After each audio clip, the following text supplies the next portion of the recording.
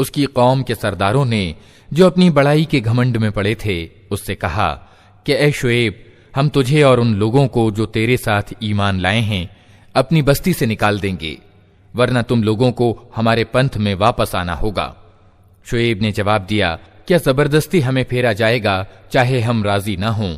हम अल्लाह पर झूठ गढ़ने वाले होंगे अगर तुम्हारे पंथ में पलट आएं, जबकि अल्लाह हमें उससे छुटकारा दे चुका है। हमारे लिए तो उसकी ओर पलटना अब किसी तरह संभव नहीं है। ये और बात है कि अल्लाह हमारा रब ही ऐसा चाहे। हमारे रब का ज्ञान हर चीज पर हावी है, उसी पर हमने भरोसा कर लिया है। ऐ रब, हमारे और हमारी कौम वालों के बीच ठीक ठाक फैसला कर दे और तू सबसे अच्छा फैसला करने वाला है।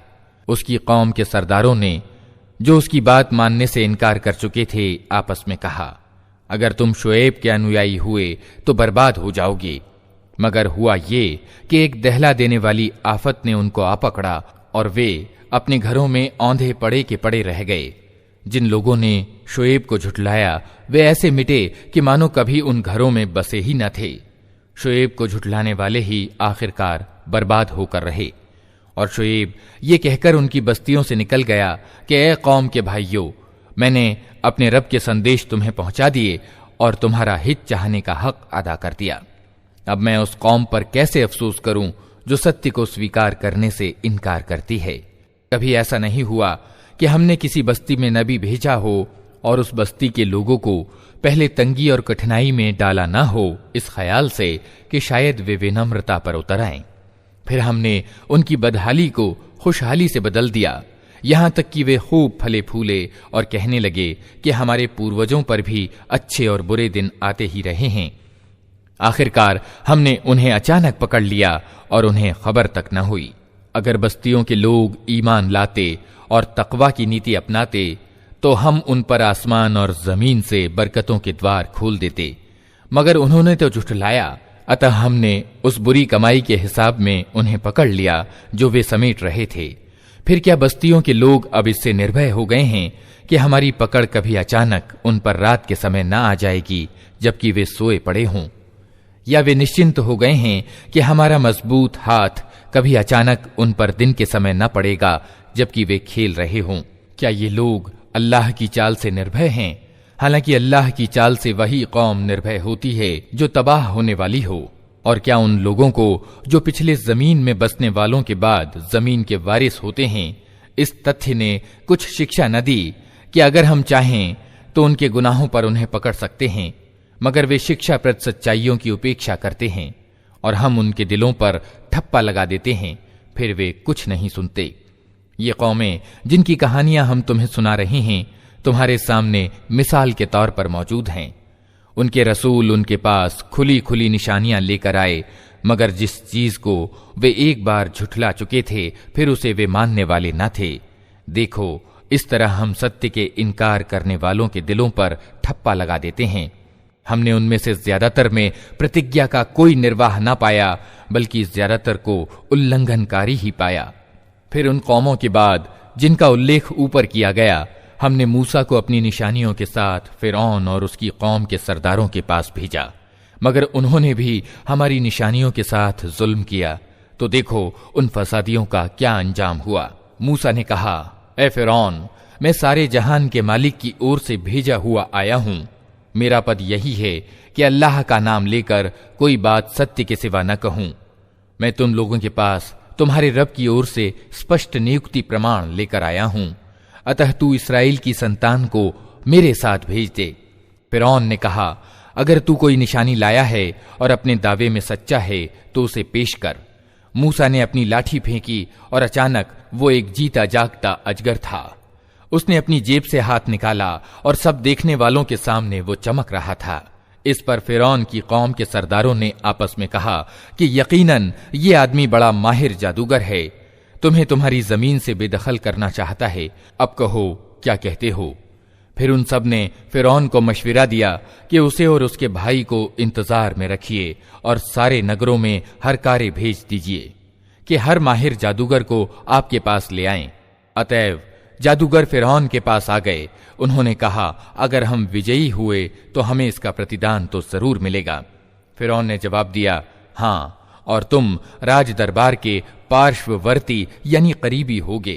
फिर उन्होंने मूसा से कहा, तुम फेंकते हो या हम फेंकें? मूसा ने जवाब दिया, तुम ही फेंको। उन्होंने जो अपने अक्षर फेंके तो निगाहों पर जादू और दिलों को भयभीत कर दिया और बड़ा ही जबरदस्त जादू बना लाए। हमने मूसा को इशारा किया कि फेंक अपनी लाठी। उसका फेंकना था कि देखते ही देखते वो इनके इस झूठे तिलस्म को निगलता चला गया। इस तरह जो सत्य था वो सिद्ध हुआ और जो कुछ उन्होंने बना रखा था वो मिथ्या होकर रह गया। फिरौन और उसके सभी साथी मुकाबले के मैदान में हार गए और विजयी होने के बदले उल्टे अपमानित हो गए। और जादूगरों का हाल ये हुआ कि मानो किसी चीज ने भीतर से उन्हें सजदे में गिरा दिया। कहने लगे, हमने मान लिया सारे जहान के रब को, उस रब को जिसे मूसा और हारून मानते हैं। फिरौन ने कहा, तुम उस पर ईमान ले आए इससे पहले कि मैं तुम्हें अनुमति दूं। यकीनन ही ये कोई खुफिया साजिश थी जो तुम लोगों ने इस राजधानी में की ताकि इसके मालिकों को सत्ता से हटा दो। अच्छा, तो इसका नतीजा अब तुम्हें मालूम हुआ जाता है। मैं तुम्हारे हाथ पांव उल्टी दिशाओं से कटवा दूंगा और इसके बाद तुम सबको सूली पर चढ़ाऊंगा। उन्होंने जवाब दिया, हर हाल में हमें पलटना अपने रब ही की ओर है। तू जिस बात का हमसे बदला लेना चाहता है वो इसके सिवा कुछ नहीं कि हमारे रब की निशानियां जब हमारे सामने आ गईं तो हमने उन्हें मान लिया। ऐ रब, हम पर सब्र उंडेल दे और हमें दुनिया से उठा तो इस हाल में कि हम तेरे आज्ञाकारी हों। फिरौन ने उसकी कौम के सरदारों से कहा, क्या तू मूसा और उसकी कौम को यूं ही छोड़ देगा कि देश में बिगाड़ फैलाएं और वे तेरी और तेरे पूज्य प्रभुओं की बंदगी छोड़ बैठें? फिरौन ने जवाब दिया, मैं उनके बेटों को कत्ल कराऊंगा और उनकी औरतों को जीता रहने दूंगा। हमारी सत्ता की पकड़ उन पर मजबूत है। मूसा ने अपनी कौम से कहा, अल्लाह से मदद मांगो और सब्र करो। जमीन अल्लाह की है, अपने बंदों में से जिसको चाहता है उसका वारिस बना देता है और आखिरी कामयाबी उन्हीं के लिए है जो उससे डरते हुए काम करें। उसकी कौम के लोगों ने कहा, तेरे आने से पहले भी हम सताए जाते थे और अब तेरे आने पर भी सताए जा रहे हैं। उसने जवाब दिया, करीब है वो समय कि तुम्हारा रब तुम्हारे दुश्मन को तबाह कर दे और तुमको जमीन में अधिकारी यानी खलीफा बनाए, फिर देखे कि तुम कैसे कर्म करते हो। हमने फिरौन के लोगों को कई साल तक अकाल और उपज की कमी की हालत में रखा कि शायद उनको होश आए, मगर उनकी हालत ये थी कि जब अच्छा समय आता तो कहते कि हम इसी के अधिकारी हैं और जब बुरा समय आता तो मूसा और उसके साथियों को अपने लिए अपशकुन ठहराते। हालांकि वास्तव में उनका अपशकुन तो अल्लाह के पास था, मगर उनमें से ज्यादातर ज्ञानहीन थे। उन्होंने मूसा से कहा कि तू हम पर जादू चलाने के लिए चाहे कोई निशानी ले आए, हम तो तेरी बात मानने वाले नहीं हैं। आखिरकार हमने उन पर तूफान भेजा, टिड्डी दल छोड़े, सुरसुरियां फैलाईं, मेंढक निकाले और खून की बारिश की। ये सब निशानियां अलग अलग करके दिखाईं, मगर वे सरकशी ही दिखाए चले गए और वे बड़े ही अपराधी लोग थे। जब कभी उन पर विपत्ति आती तो कहते, ए मूसा, तुझे अपने रब की ओर से जो पद प्राप्त है उसके आधार पर हमारे लिए दुआ कर। अगर इस बार तू हम पर से ये विपत्ति टलवा दे तो हम तेरी बात मान लेंगे और इस्राएल की संतान को तेरे साथ भेज देंगे। मगर जब हम उन पर से अपना अजाब एक नियत समय तक के लिए, जिस तक हर हाल में वे पहुंचने वाले थे, हटा लेते तो वे एकदम अपनी प्रतिज्ञा से फिर जाते। तब हमने उनसे बदला लिया और उन्हें समुद्र में डुबा दिया, क्योंकि उन्होंने हमारी निशानियों को झुठलाया था और उनसे बेपरवाह हो गए थे। और उनकी जगह हमने उन लोगों को जो कमजोर बनाकर रखे गए थे उस भूभाग के पूरब और पश्चिम का उत्तराधिकारी बना दिया जिसे हमने बरकतों से मालामाल किया था। इस तरह इस्राएल की संतान के प्रति तेरे रब का अच्छा वादा पूरा हुआ, क्योंकि उन्होंने सब्र से काम लिया था और हमने फिरौन और उसकी कौम का वो सब कुछ बर्बाद कर दिया जो वे बनाते और चढ़ाते थे। इस्राएलियों को हमने समुद्र से पार करा दिया। फिर वे चले और रास्ते में एक ऐसी कौम के पास से होकर गए जो अपनी कुछ मूर्तियों की भक्त बनी हुई थी। कहने लगे, ए मूसा, हमारे लिए भी कोई ऐसा ही पूज्य बना दे जैसे कि इन लोगों के पूज्य हैं। मूसा ने कहा, तुम लोग बड़ी नादानी की बातें करते हो। ये लोग जिस तरीके का पालन कर रहे हैं वो तो बर्बाद होने वाला है, और जो कर्म वे कर रहे हैं वो सर्वथा व्यर्थ है। फिर मूसा ने कहा, क्या मैं अल्लाह के सिवा कोई पूज्य तुम्हारे लिए तलाश करूं? हालांकि वो अल्लाह ही है जिसने तुम्हें दुनिया भर की कौमों के मुकाबले में श्रेष्ठता प्रदान की है। और अल्लाह कहता है, वो समय याद करो जब हमने फिरौनियों से तुम्हें छुटकारा दिलाया, जिनका हाल ये था कि तुम्हें दर्दनाक अजाब में डाले रखते थे, तुम्हारे बेटों को कत्ल करते और तुम्हारी औरतों को जिंदा रहने देते थे, और इसमें तुम्हारे रब की ओर से तुम्हारी बड़ी परीक्षा थी। हमने मूसा को 30 रात दिन के लिए सीना पहाड़ पर बुलाया और बाद में 10 दिन और बढ़ा दिए। इस तरह उसके रब की निर्धारित अवधि पूरे 40 दिन हो गई। मूसा ने चलते हुए अपने भाई हारून से कहा, मेरे पीछे तुम मेरी कौम में मेरी जगह रहना और ठीक काम करते रहना, और बिगाड़ पैदा करने वालों के तरीके पर न चलना। जब वो हमारे निश्चित किए हुए समय पर पहुंचा और उसके रब ने उससे बातचीत की तो उसने प्रार्थना की कि ए रब, मुझे देखने की शक्ति दे कि मैं तुझे देखूं। कहा, तू मुझे नहीं देख सकता, हां तनिक सामने के पहाड़ की ओर देख, अगर वो अपनी जगह स्थिर रह जाए तो अलबत्ता तू मुझे देख सकेगा। तो उसका रब जब पहाड़ पर आलोकित हुआ तो उसे चकनाचूर कर दिया और मूसा मूर्छित होकर गिर पड़ा। जब होश में आया तो बोला, पाक है तेरी जात, मैं तेरे सामने तौबा करता हूं और सबसे पहले ईमान लाने वाला मैं हूं। कहा, ए मूसा, मैंने सब लोगों के मुकाबले में तुझे प्राथमिकता देकर तुझे चुना कि मेरी पैगंबरी करे और मुझसे बातचीत करे, अतः जो कुछ मैं तुझे दूं उसे ले और कृतज्ञता दिखा। इसके बाद हमने मूसा को जीवन के प्रत्येक क्षेत्र के बारे में नसीहत और हर पहलू से संबंधित आदेश स्पष्ट आदेश पट्टिकाओं पर लिख कर दे दिया और उससे कहा, इन आदेशों को मजबूत हाथों से संभाल और अपनी कौम को हुक्म दे कि उनके उत्तम आशय का अनुपालन करें। जल्द ही मैं तुम्हें अवज्ञाकारियों के घर दिखाऊंगा। मैं अपनी निशानियों से उन लोगों की निगाहें फेर दूंगा जो नाहक जमीन में बड़े बनते हैं। वे चाहे कोई निशानी देख लें, कभी उस पर ईमान नहीं लाएंगे। अगर सीधा मार्ग उनके सामने आए तो उसे अपनाएंगे नहीं, और अगर टेढ़ा मार्ग दिखाई दे तो उस पर चल पड़ेंगे, इसलिए कि उन्होंने हमारी निशानियों को झुठलाया और उनसे बेपरवाही करते रहे। हमारी निशानियों को जिस किसी ने झुठलाया और आखिरत की पेशी का इनकार किया, उसका सारा किया धरा अकारथ गया। क्या लोग इसके सिवा कुछ और बदला पा सकते हैं कि जैसा करें वैसा भरें? मूसा के पीछे उसकी कौम के लोगों ने अपने जेवरों से एक बछड़े का पुतला बनाया जिसमें से बैल की सी आवाज निकलती थी। क्या उन्हें दिखाई न देता था कि वो न उनसे बोलता है, न किसी मामले में उनका मार्गदर्शन करता है? मगर फिर भी उन्होंने उसे पूज्य बना लिया और वे बड़े जालिम थे।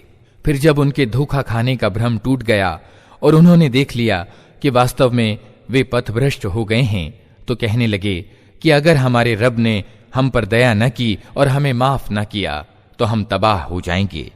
उधर से मूसा क्रोध और दुख से भरा हुआ अपनी कौम की ओर पलटा। आते ही उसने कहा, बहुत बुरा उत्तराधिकार निभाया तुम लोगों ने मेरे पीछे। क्या तुम इतना भी सब्र से काम न ले सके कि अपने रब के आदेश का इंतजार कर लेते? और तख्तियां फेंक दी और अपने भाई हारून के सिर के बाल पकड़कर उसे खींचा।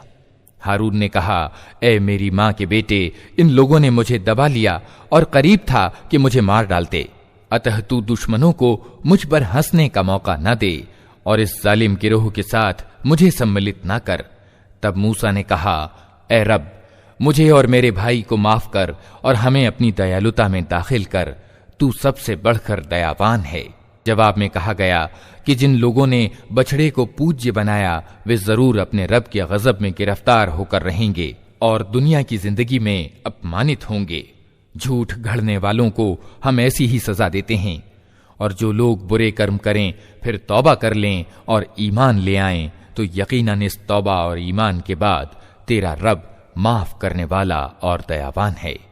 फिर जब मूसा का गुस्सा ठंडा हुआ तो उसने उन तख्तियों को उठा लिया जिनके लेख में मार्गदर्शन और दयालुता थी उन लोगों के लिए जो अपने रब से डरते हैं, और उसने अपनी कौम के 70 आदमियों को चुना ताकि वे उसके साथ हमारे नियत किए हुए समय पर हाजिर हों।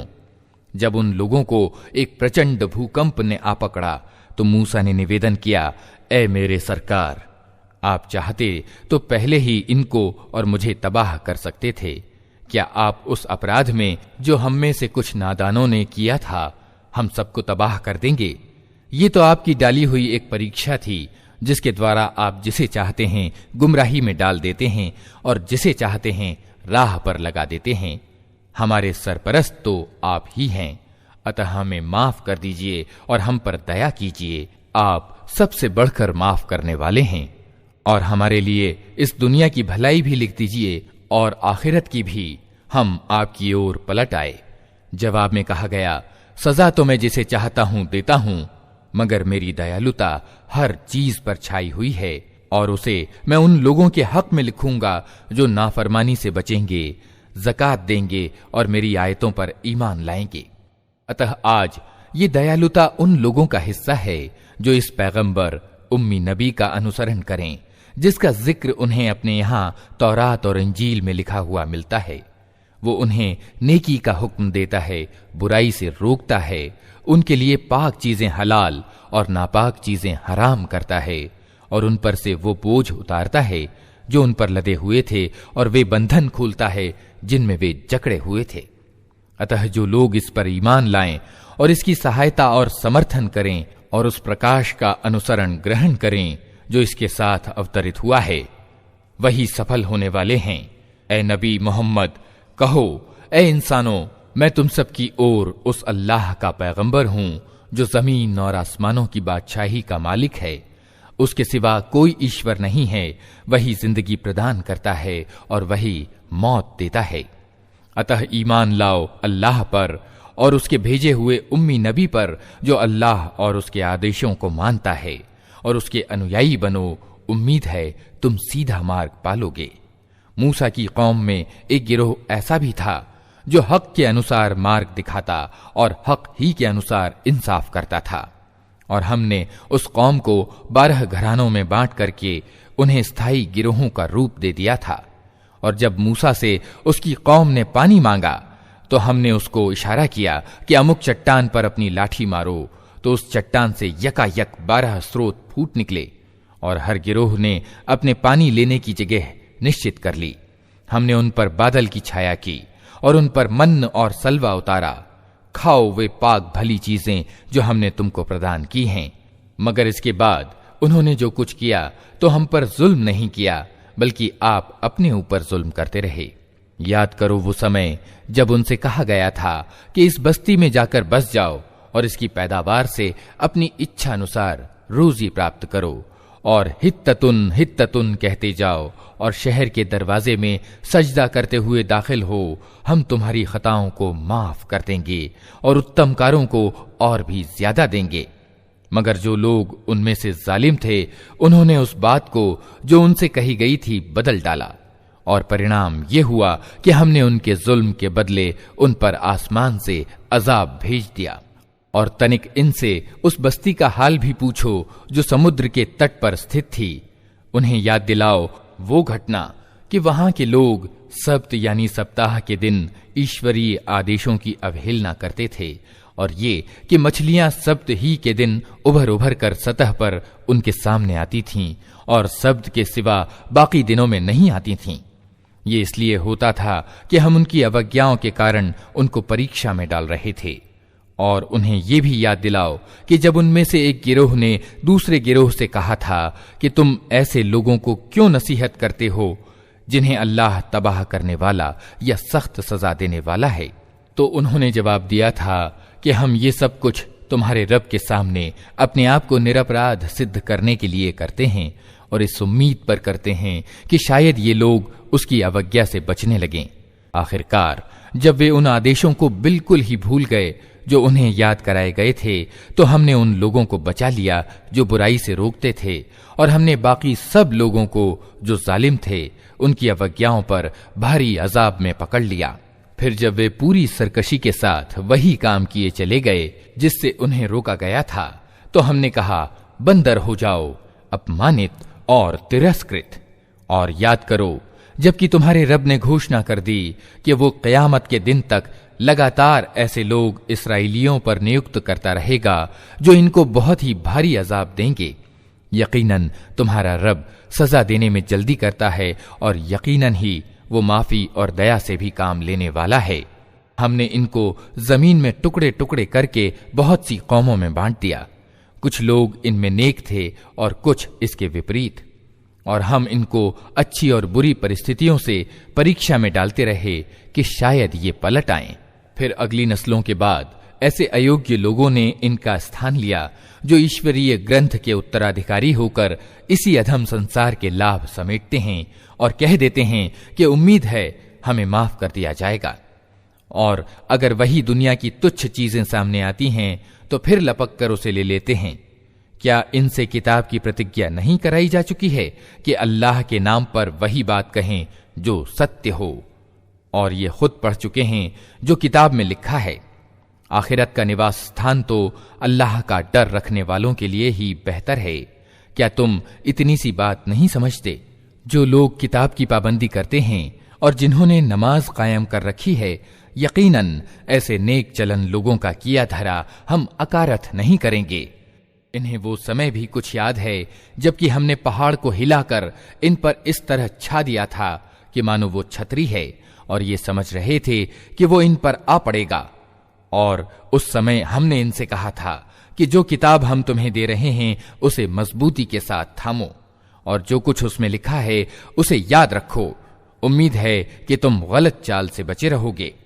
और ए नबी, लोगों को याद दिलाओ वो समय जबकि तुम्हारे रब ने आदम के बेटों की पीठों से उनकी नस्ल को निकाला था और उन्हें खुद उनके ऊपर गवाह बनाते हुए पूछा था, क्या मैं तुम्हारा रब नहीं हूं? उन्होंने कहा, जरूर आप ही हमारे रब हैं, हम इस पर गवाही देते हैं। ये हमने इसलिए किया कि कहीं तुम कयामत के दिन ये ना कह दो कि हम तो इस बात से बेखबर थे, या ये न कहने लगो कि शिर्क यानी बहुदेववाद का आरंभ तो हमारे बाप दादा ने हमसे पहले किया था और हम उसके पश्चात उनकी नस्ल से पैदा हुए। फिर क्या आप हमें उस अपराध में पकड़ते हैं जो गलत कार लोगों ने किया था? देखो, इस तरह हम निशानियां स्पष्ट रूप से पेश करते हैं और इसलिए करते हैं कि ये लोग पलट आएं। और ए नबी, इनके सामने उस व्यक्ति का हाल बयान करो जिसको हमने अपनी आयतों का ज्ञान प्रदान किया था, मगर वो उनकी पाबंदी से निकल भागा। आखिरकार शैतान उसके पीछे पड़ गया, यहां तक कि वो भटकने वालों में शामिल होकर रहा। अगर हम चाहते तो उसे उन आयतों के द्वारा उच्चता प्रदान करते, मगर वो तो जमीन ही की ओर झुक कर रह गया और अपनी वासना ही के पीछे पड़ा रहा। अतः उसकी हालत कुत्ते जैसी हो गई कि तुम उस पर आक्रमण करो तब भी जीभ लटकाए रहे, और उसे छोड़ दो तब भी जीभ लटकाए रहे। यही मिसाल है उन लोगों की जो हमारी आयतों को झुठलाते हैं। तुम ये किस्से इनको सुनाते रहो, शायद कि ये कुछ सोच विचार करें। बड़ी ही बुरी मिसाल है ऐसे लोगों की जिन्होंने हमारी आयतों को झुठलाया और वे अपने आप पर ही जुल्म करते रहे हैं। जिसे अल्लाह मार्ग दिखाए बस वही सीधा मार्ग पा सकता है, और जिसको अल्लाह अपने मार्गदर्शन से वंचित कर दे वही नाकाम व नामुराद होकर रहता है। और ये सत्य है कि बहुत से जिन्न और इंसान ऐसे हैं जिनको हमने जहन्नम ही के लिए पैदा किया है। उनके पास दिल हैं मगर वे उनसे सोचते नहीं, उनके पास आंखें हैं मगर वे उनसे देखते नहीं, उनके पास कान हैं मगर वे उनसे सुनते नहीं। वे जानवरों के समान हैं बल्कि उनसे भी ज्यादा गए गुजरे। ये वे लोग हैं जो गफलत में खोए हुए हैं। अल्लाह अच्छे नामों का अधिकारी है, उसको अच्छे ही नामों से पुकारो और उन लोगों को छोड़ दो जो उसके नाम रखने में सच्चाई से हट जाते हैं। जो कुछ वे करते हैं उसका बदला वे पाकर रहेंगे। हमारे पैदा किए हुए लोगों में से एक गिरोह ऐसा भी है जो ठीक ठीक हक के अनुसार मार्ग दिखाता और हक के अनुसार इंसाफ करता है। रहे वे लोग जिन्होंने हमारी आयतों को झुठला दिया है तो उन्हें हम क्रमशः ऐसे तरीके से तबाही की तरफ ले जाएंगे कि उन्हें खबर तक न होगी। मैं उनको ढील दे रहा हूं, मेरी चाल का कोई तोड़ नहीं है। और क्या इन लोगों ने कभी सोचा नहीं, इनके साथी पर पागलपन का कोई प्रभाव नहीं है। वो तो एक सावधान करने वाला है जो बुरा परिणाम सामने आने से पहले साफ साफ चेतावनी दे रहा है। क्या इन लोगों ने आसमान और जमीन की व्यवस्था एवं प्रबंध पर कभी विचार नहीं किया, और किसी चीज को भी जो अल्लाह ने पैदा की है आंखें खोलकर नहीं देखा? और क्या ये भी इन्होंने नहीं सोचा कि शायद इनकी जिंदगी की मोहलत पूरी होने का समय निकट आ लगा हो? फिर आखिर पैगंबर की इस चेतावनी के बाद और कौन सी बात ऐसी हो सकती है जिस पर ये ईमान लाएं? जिसको अल्लाह मार्गदर्शन से वंचित कर दे उसके लिए फिर कोई मार्गदर्शक नहीं है, और अल्लाह उन्हें उनकी सरकशी में ही भटकता हुआ छोड़ देता है। ये लोग तुमसे पूछते हैं कि आखिर वो क़यामत की घड़ी कब उतरेगी? कहो, उसका ज्ञान मेरे रब ही के पास है, उसे अपने समय पर वही प्रकट करेगा। आसमानों और जमीन में वो बड़ा कठिन समय होगा, वो तुम पर अचानक आ जाएगा। ये लोग उसके संबंध में तुमसे इस तरह पूछते हैं मानो तुम उसकी खोज में लगे हुए हो। कहो, उसका ज्ञान तो सिर्फ अल्लाह को है, मगर ज्यादातर लोग इस हकीकत से बेखबर हैं। ए नबी, उनसे कहो कि मुझे अपने आप के लिए किसी लाभ और हानि का अधिकार प्राप्त नहीं। अल्लाह ही जो कुछ चाहता है वो होता है, और अगर मुझे परोक्ष का ज्ञान होता तो मैं बहुत से लाभ अपने लिए प्राप्त कर लेता और मुझे कभी कोई हानि न पहुंचती। मैं तो सिर्फ एक सचेत करता और खुशखबरी सुनाने वाला हूं उन लोगों के लिए जो मेरी बात माने। वो अल्लाह ही है जिसने तुम्हें एक जान से पैदा किया और उसी की जाति से उसका जोड़ा बनाया ताकि उसके पास सुकून हासिल करे। फिर जब मर्द ने औरत को ढांक लिया तो उसे एक हल्का सा गर्भ रह गया, जिसे लिए लिए वो चलती फिरती रही। फिर जब वो बोझल हो गई तो दोनों ने मिलकर अल्लाह अपने रब से दुआ की कि अगर तूने हमको अच्छा सा बच्चा दिया तो हम तेरे कृतज्ञ होंगे। मगर जब अल्लाह ने उनको एक भला चंगा बच्चा दे दिया तो वो उसकी देन में दूसरों को उसका साझीदार ठहराने लगे। अल्लाह बहुत उच्च है उन शिर्क यानी बहुदेववाद की बातों से जो ये लोग करते हैं। कैसे नादान हैं ये लोग कि उनको अल्लाह का साझी ठहराते हैं जो किसी चीज को पैदा नहीं करते बल्कि खुद पैदा किए जाते हैं, जो न इनकी मदद कर सकते हैं और न खुद अपनी ही मदद की सामर्थ्य उन्हें प्राप्त है। अगर तुम उन्हें सीधी राह पर आने का निमंत्रण दो तो वे तुम्हारे पीछे न आए। तुम चाहे उन्हें पुकारो या चुप रहो, दोनों स्थितियों में तुम्हारे लिए समान ही रहे। तुम लोग अल्लाह को छोड़कर जिन्हें पुकारते हो वे तो सिर्फ बंदे हैं जैसे तुम बंदे हो। इनसे दुआएं मांग कर देखो, ये तुम्हारी दुआओं का जवाब दें अगर इनके बारे में तुम्हारे विचार सत्य हैं। क्या ये पांव रखते हैं कि उनसे चलें? क्या ये हाथ रखते हैं कि उनसे पकड़ें? क्या ये आंखें रखते हैं कि उनसे देखें? क्या ये कान रखते हैं कि उनसे सुनें? ए नबी, इनसे कहो कि बुला लो अपने ठहराए हुए साझीदारों को, फिर तुम सब मिलकर मेरे विरुद्ध उपाय करो और मुझे हरगिज मोहलत न दो। मेरा सहायक और समर्थक वो अल्लाह है जिसने ये किताब उतारी है और वो नेक आदमियों की हिमायत करता है। इसके विपरीत तुम जिन्हें अल्लाह को छोड़कर पुकारते हो वे न तुम्हारी मदद कर सकते हैं और न खुद अपनी ही मदद करने के योग्य हैं, बल्कि अगर तुम उन्हें सीधी राह पर आने के लिए कहो तो वे तुम्हारी बात सुन भी नहीं सकते। देखने में तुमको ऐसा दिख पड़ता है कि वे तुम्हारी ओर देख रहे हैं, मगर वास्तव में वे कुछ भी नहीं देखते। ए नबी, नरमी और माफ करने की नीति अपनाओ, भलाई के लिए कहते जाओ और जाहिलों से न उलझो। अगर कभी शैतान तुम्हें उकसाए तो अल्लाह की पनाह मांगो, वो सब कुछ सुनने वाला और जानने वाला है। वास्तव में जो लोग डर रखने वाले हैं उनका हाल तो ये होता है कि कभी शैतान के प्रभाव से कोई बुरा ख्याल अगर उन्हें छू भी जाता है तो फौरन चौकन्ने हो जाते हैं और फिर उन्हें साफ दिखाई देने लगता है कि उनके लिए उचित कार्य प्रणाली क्या है।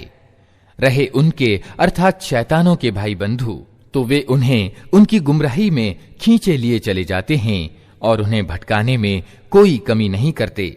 ए नबी, जब तुम इन लोगों के सामने कोई निशानी अर्थात चमत्कार प्रस्तुत नहीं करते तो ये कहते हैं कि तुमने अपने लिए कोई निशानी क्यों नहीं चुन ली। इनसे कहो, मैं तो सिर्फ उस प्रकाशना यानी वही का अनुसरण करता हूं जो मेरे रब ने मेरी ओर भेजी है। ये प्रतिभा यानी बसीरत के प्रकाश हैं तुम्हारे रब की ओर से, और मार्गदर्शन और दयालुता है उन लोगों के लिए जो इसे स्वीकार करें। जब कुरान तुम्हारे सामने पढ़ा जाए तो उसे ध्यान से सुनो और चुप रहो, शायद कि तुम पर भी कृपा हो जाए। ए नबी, अपने रब को सुबह और शाम याद किया करो, मन ही मन में गिड़गिड़ाते और डरते हुए, और जबान से भी हल्की आवाज के साथ।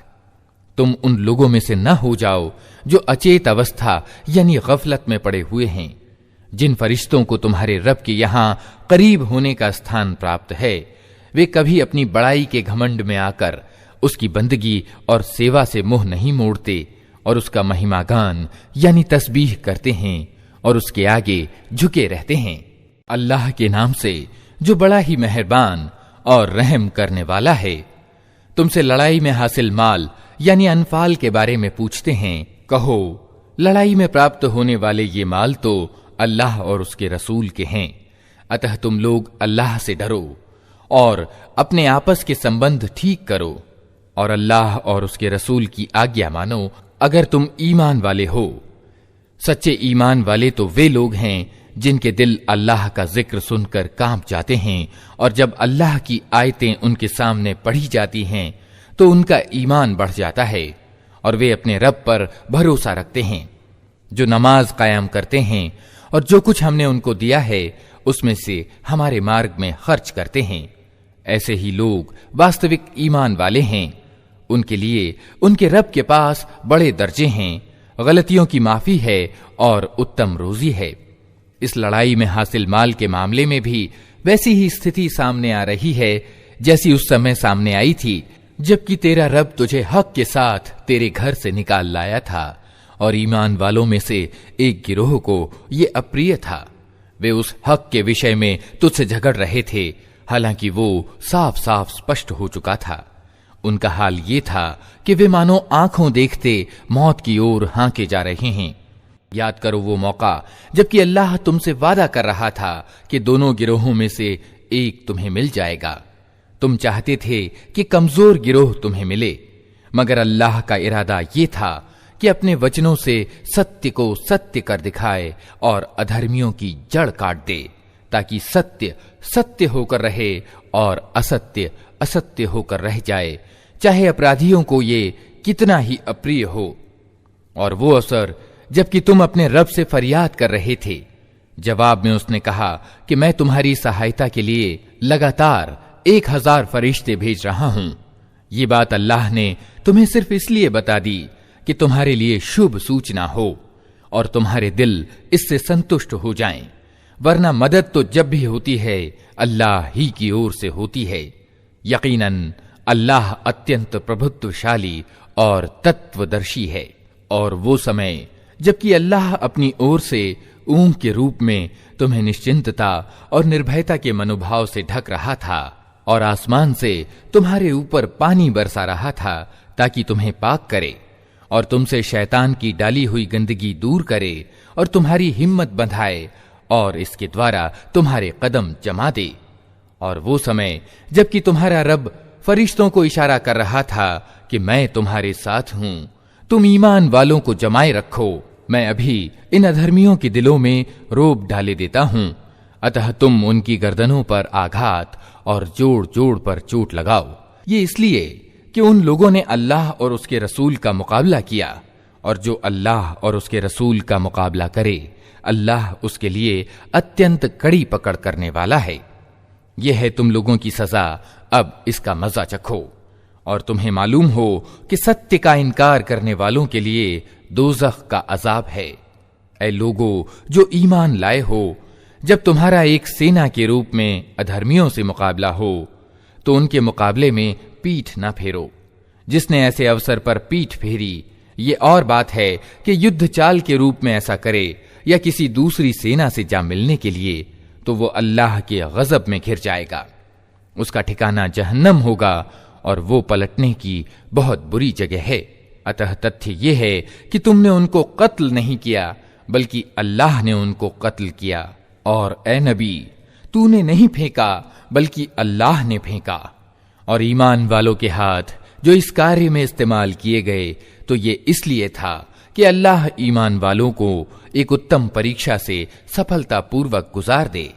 यकीनन अल्लाह सुनने और जानने वाला है। ये मामला तो तुम्हारे साथ है, और अधर्मियों के साथ मामला ये है कि अल्लाह उनकी चालों को कमजोर करने वाला है।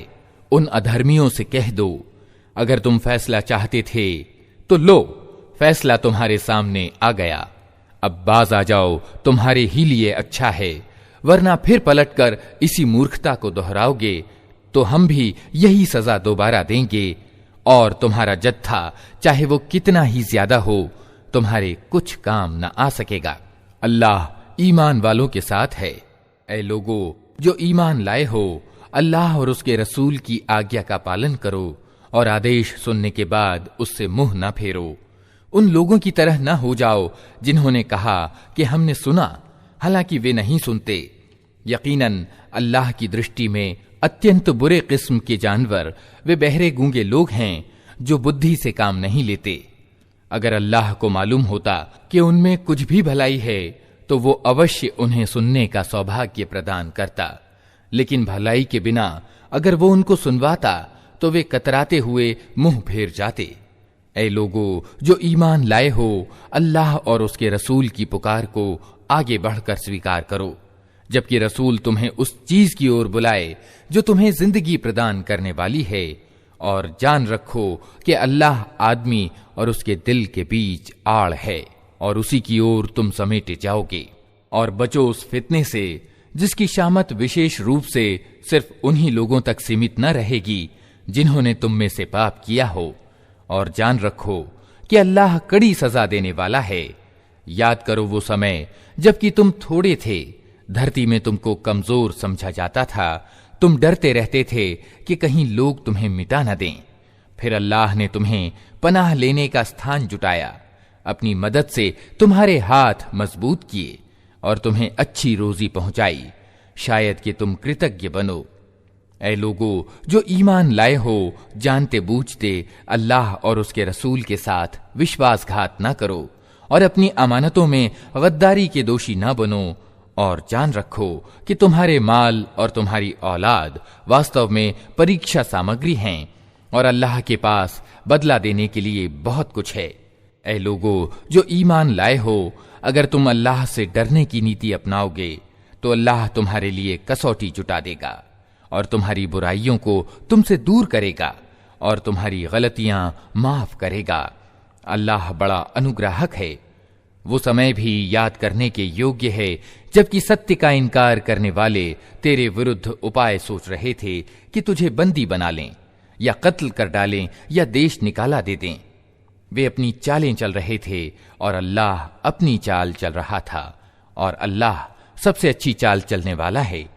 जब उनको हमारी आयतें सुनाई जाती थीं तो कहते थे कि हाँ, सुन लिया हमने, हम चाहें तो ऐसी ही बातें हम भी बना सकते हैं। ये तो वही पुरानी कहानियां हैं जो पहले से लोग कहते चले आ रहे हैं।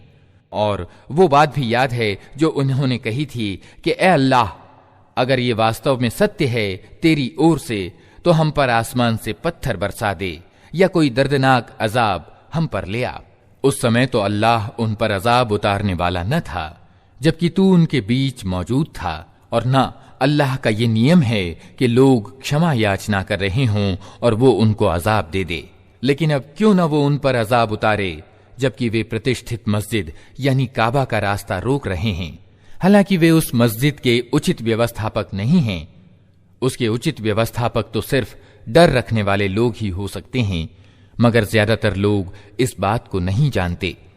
अल्लाह के घर के पास उन लोगों की नमाज क्या होती है, बस सीटियां बजाते और तालियां पीटते हैं। अतः अब लो, उस अजाब का मजा चखो अपने उस सत्य के इनकार के बदले में जो तुम करते रहे हो। जिन लोगों ने सत्य को मानने से इनकार किया है वे अपने माल अल्लाह के मार्ग से रोकने के लिए खर्च कर रहे हैं और अभी और खर्च करते रहेंगे, मगर आखिरकार यही प्रयास उनके लिए पछतावे का कारण सिद्ध होंगे।